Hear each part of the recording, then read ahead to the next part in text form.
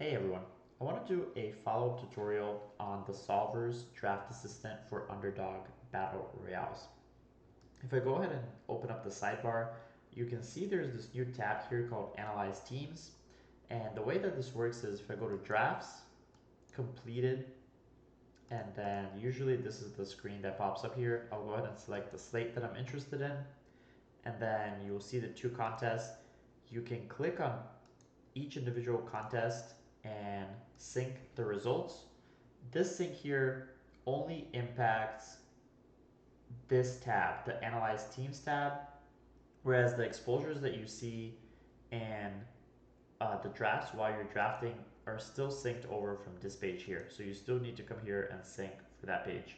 The one benefit here for syncing here is these teams refresh automatically, whereas the exposure page sometimes has a delay from the underdog side on how often this updates.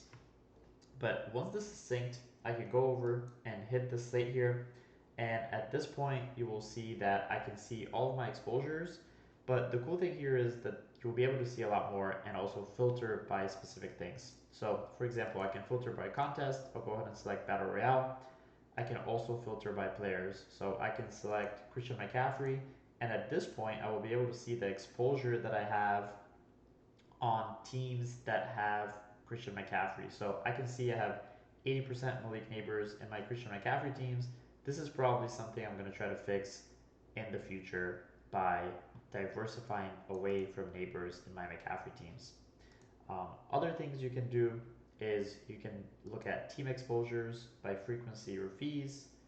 You can look at game exposures, again, frequency or fees, and you can see game stacks, team stacks, mini stacks, any player. Player combos, this is very, very useful. You can see if you have a high rate of a combo of certain players, and then you can see the actual drafted teams. This I think is very useful, for example, to use in real time. So for example, if I start my draft with, let's say, McCaffrey and then Bowers, I can see the other teams that I've drafted with McCaffrey and Bowers, and then I can plan to have some stacks that are not Herbert, not Caleb Williams, just to be able to diversify uh, the substance of my teams and the combinations that I have. I don't really want to end up in a lot of spots where I have like some 1v1s or some teams that are duping my other teams that I have. So I think this is very, very useful to use. You can play around with this and then just let us know if you have any suggestions or improvements for us to make here. One other note, you can also sync data to this page here from the live tab. I don't have any live contests right now, or from the results tab. So if I go to the results, let's go to the Sunday main slate. I'll only sync one contest here just so I can quickly make a point. So once I sync this, you can see this, it says results. I'll click on it.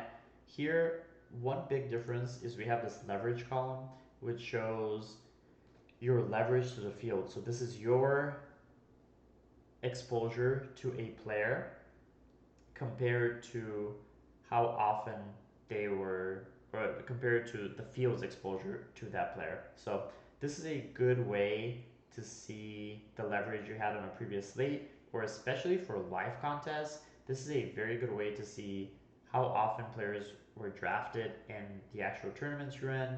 It makes it very easy for you to sort and see, the higher leverage you have, the better or the more you should be rooting for that player. So it's an easy way to spot your rooting interests.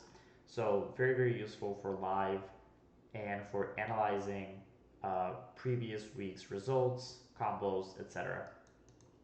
I think this mostly covers this new Analyze Teams tab.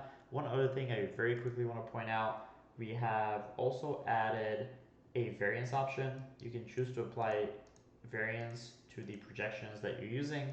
And then if you hit this variance settings thing, you can edit this checkbox. If you check this box, the projections that you will see on the screen is the projection after variance is applied. If you just want to see the original projection but still apply variance, you can keep this unchecked. And you can also choose to apply variance after only a certain ADP range. This can be useful if you want to scoop up value early but then diversify your team's late. You know, you can set this to like 10 or 20 or whatever you like, but we just wanted to give you guys options on how to apply variance and how to get diversity in your teams. Once again, let us know if there's anything else you want to see here. We're always happy to take feedback and we'll continue working on the tool. Thanks.